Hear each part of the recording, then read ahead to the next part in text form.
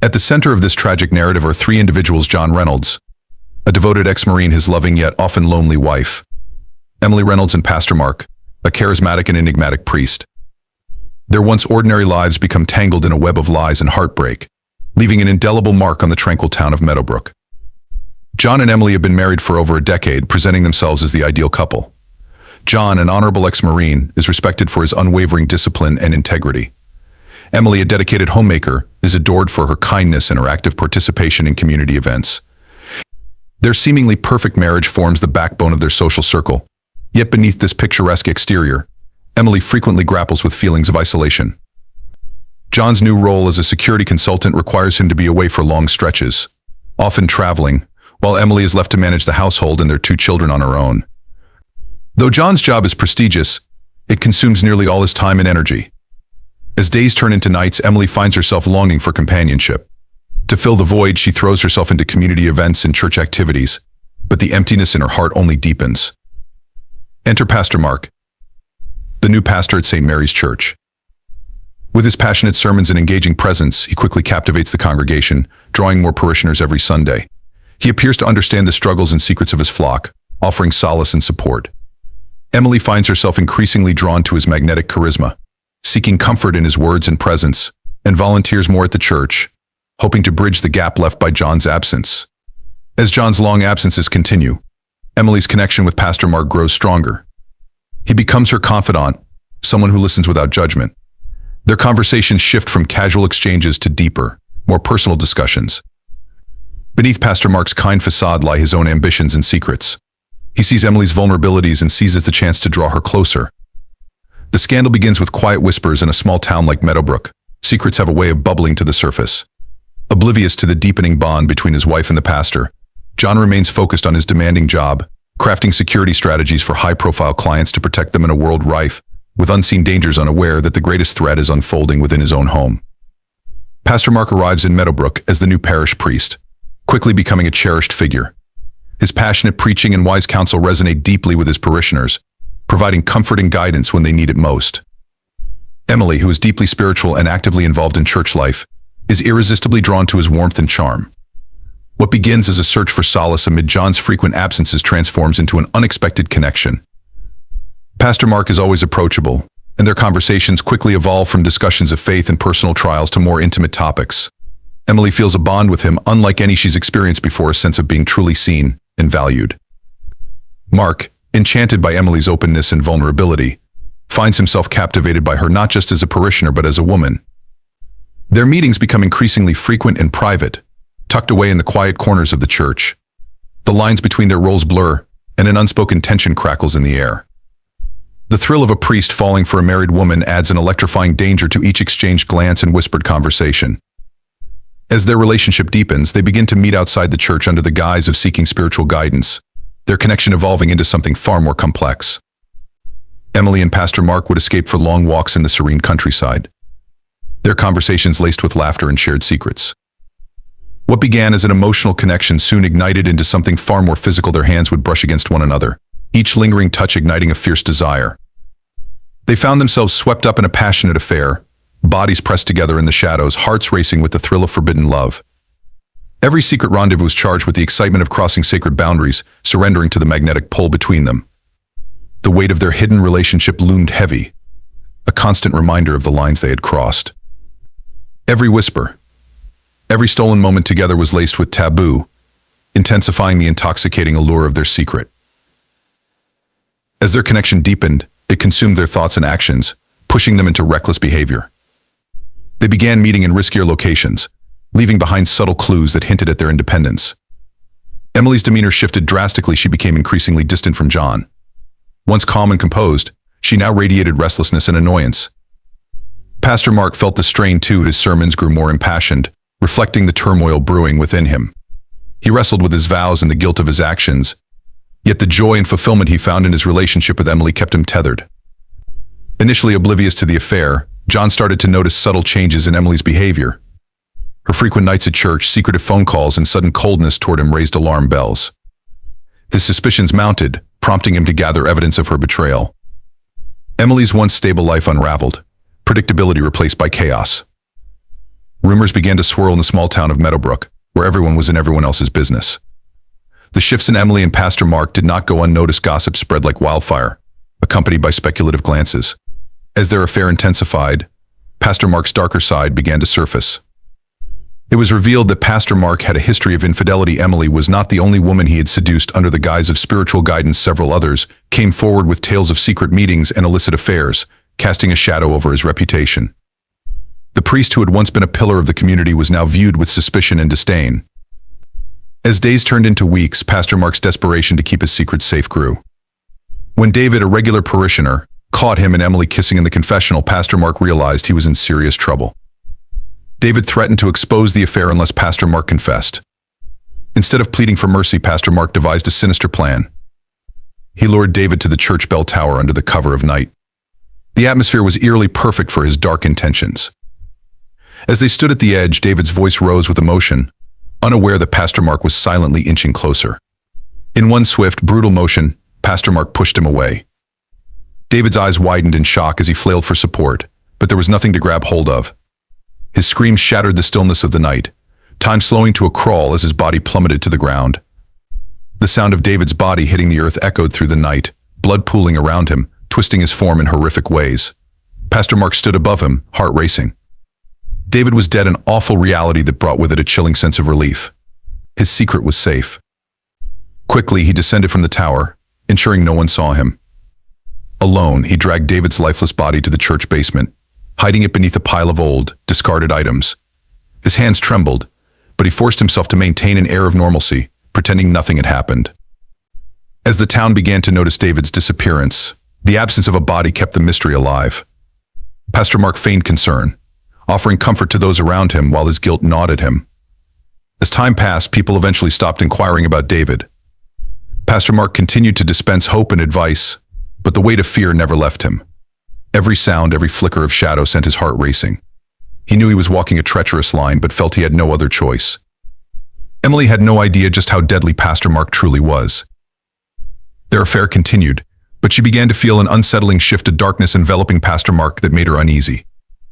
Still, she brushed off her concerns, plastering a smile on her face and convincing herself they could bury everything, including the memory of David. Yet, the weight of her actions haunted her daily, each lie a heavy burden that pressed down on her soul. The police investigation eventually stalled. There were no leads, no suspects, nothing to tie Pastor Mark to the crime. Slowly, he started to believe he had escaped justice. Life returned to a semblance of normalcy for him, but the memory of that fateful night never faded.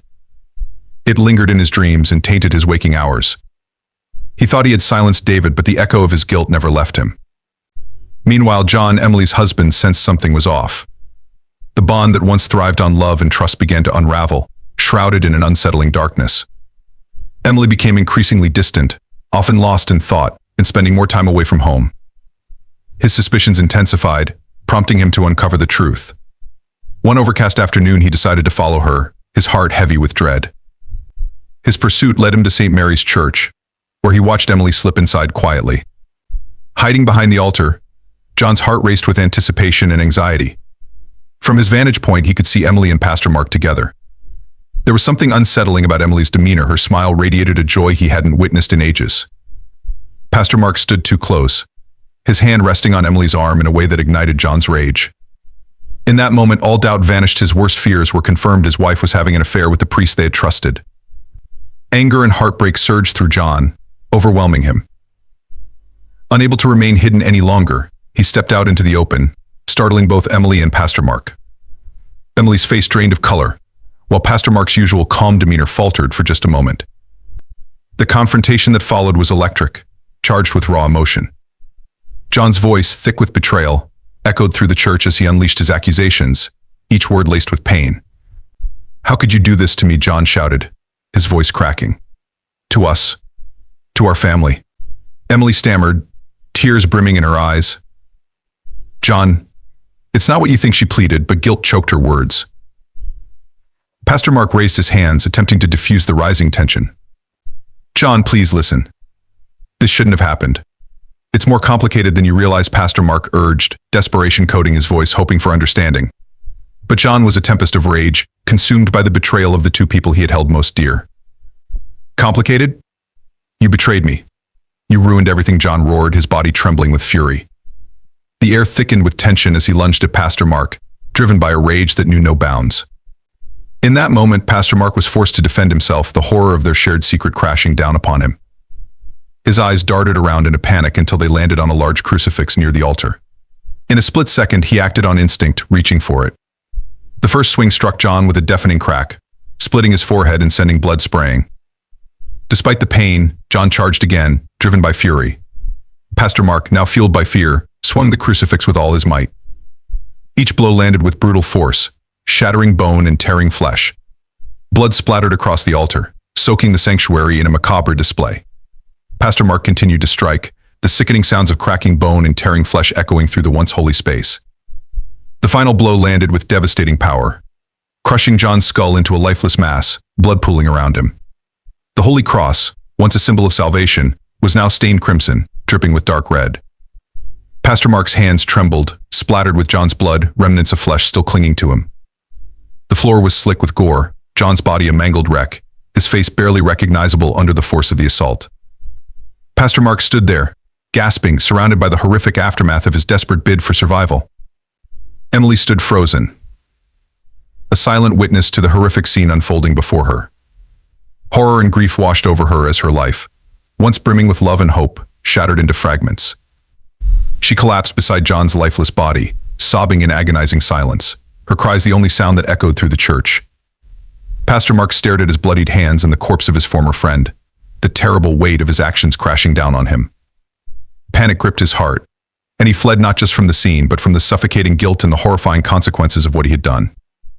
The stillness of the night was shattered by the flashing red and blue lights of police cars racing through the narrow streets of Meadowbrook. A distraught and trembling Emily had called 911, her voice quaking as she reported the unspeakable event. Pastor Mark, John's blood still fresh on him, escaped the scene, his heart pounding with a blend of fear and guilt. The once safe sanctuary of the small town transformed into a twisted maze of betrayal and peril. As dawn broke over Meadowbrook, news of John's murder spread like wildfire. The police wasted no time, scouring the church for clues. In a dark corner of the basement, they made a gruesome discovery: David's body, grotesquely contorted from his fatal fall.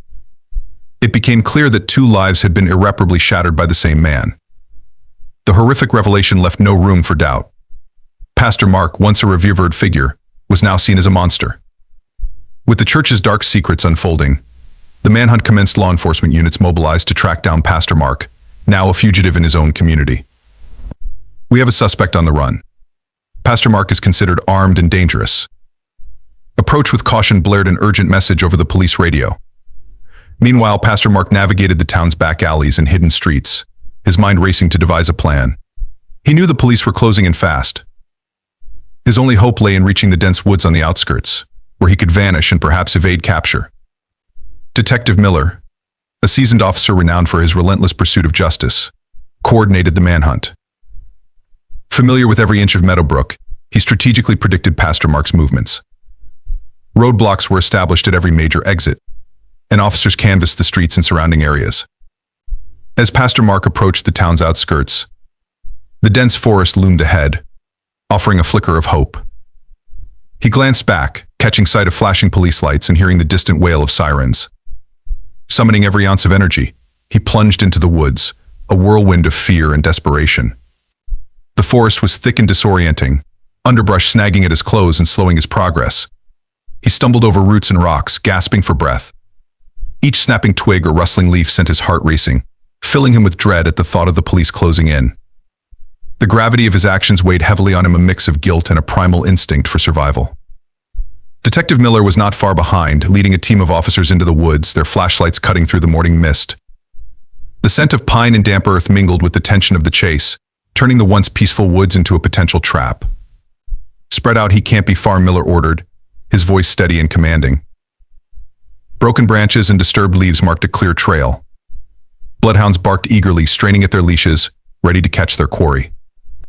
Pastor Mark's strength waned as he pushed deeper into the woods, his thoughts spiraling into a vortex of escape, regret, and the horrors he had unleashed. He couldn't shake the image of Emily, the woman whose innocence had unknowingly triggered this tragic chain of events. The burden of his sins grew heavier, leading him to contemplate a final, desperate measure to avoid justice. Suddenly, the sharp barking of a police dog shattered the air, panic tightening its grip on Pastor Mark. He sprinted, desperation fueling his movements, but exhaustion clouded his judgment. He stumbled into a clearing, only to be met by the blinding glare of police flashlights, closing in on him like a noose. "Stop. Put your hands up where we can see them," Detective Miller's voice rang out, sharp and commanding. Panting and defeated, Pastor Mark raised his bloodied hands, falling to his knees as the weight of his actions crashed down on him. Officers quickly surrounded him, snapping handcuffs around his wrists. As they led him away, the cold metal dug into his skin, a harsh reminder of his guilt. In a moment of desperate hopelessness, Pastor Mark tried to take his own life. Seizing a sharp rock, he lunged forward, hoping to escape the pain. But the officers reacted instantly, yanking him back and restraining him even tighter. The failed attempt only deepened his despair. As the sun rose fully over Meadowbrook, the once peaceful town bore witness to the dramatic capture of its fallen priest. Pastor Mark was escorted away, his fate now irrevocably tied to his dark deeds. The manhunt was over, but the scars on the community would endure for years. Taken into custody, Pastor Mark's mind swirled with regret and despair. His trial was swift, the evidence against him was insurmountable. Sentenced to life in prison without parole, the harsh reality of his situation began to sink in as he sat in his cell. Iron bars and concrete walls loomed over him, constant reminders of the lives he had shattered. In prison, Pastor Mark faced relentless torment. Every day was a battle against his conscience. His futile attempts at redemption were met with the stark truth of his actions. The whispers of inmates echoed around him, a chorus of judgment, while isolation gnawed at his spirit. He had once tried to escape justice, but now he was condemned to confront it for the rest of his days. Meanwhile, Meadowbrook began the slow process of healing. Yet the shadows of Pastor Mark's betrayal and the tragedy that followed lingered in the minds of its residents. The church, once a sanctuary, now stood as a grim reminder of the darkness that had enveloped their town. Pastor Mark's existence behind bars was a constant torment, each day a stark reflection of his sins and the lives he had wrecked. The whispers of fellow inmates, the suffocating isolation, and the weight of the pain he caused became a heavy burden.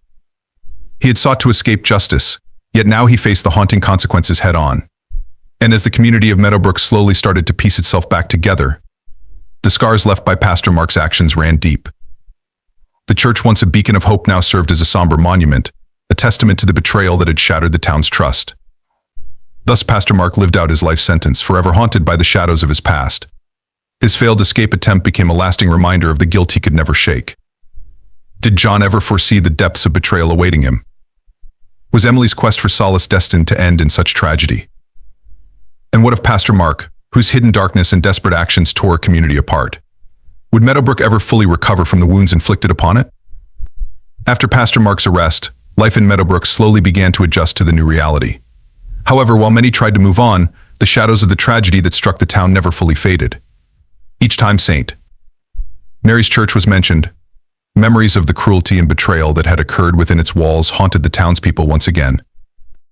Emily, still grappling with loss and guilt over what happened, tried to rebuild her life. She often visited John's grave, staring at the cold headstone while reflecting on the past. "Forgive me," she whispered each time, but those words never felt sufficient.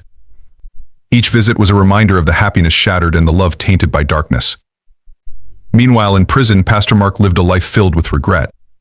Isolated from the outside world, he was surrounded by dark voices and memories of his mistakes. Each day felt heavier than the last. He attempted to pray and seek forgiveness, but every time he did, John's face appeared in his mind, reminding him of everything that had been lost. Within the prison walls, Pastor Mark met another inmate, someone who also claimed to be trapped in a cycle of darkness. They shared their stories, and although they came from different backgrounds, both found common ground in guilt and a longing for a better life. These conversations served as a reminder that even in darkness, there is hope for recovery, though for Pastor Mark, that hope grew fainter. In Meadowbrook, life began to recover, but not without challenges. The residents still felt the impact of the events, and their trust in one another began to wane. Some chose to leave the town, while others struggled to rebuild the once harmonious community. The meetings at the church now felt different, often accompanied by whispers and suspicious glances. One day, during a community meeting held to discuss recovery efforts, an elderly woman stood up to speak. "We cannot let this darkness defeat us," she said, her voice trembling. "We must learn from this and take care of one another. We must fix what has been broken, not just for ourselves, but for future generations." Her statement resonated with many in the room. They began to realize that despite the deep wounds, they could still find strength in unity. Together, they established programs to help one another, strengthening relationships among residents and creating a place where everyone could feel safe and accepted. Meanwhile, inside prison, Pastor Mark faced the bitter reality that there was no way back. He wrote a letter to Emily, knowing full well it would never reach her.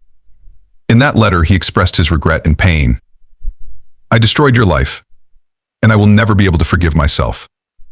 I hope you can find the happiness I took from you," he wrote, tears streaming down his face.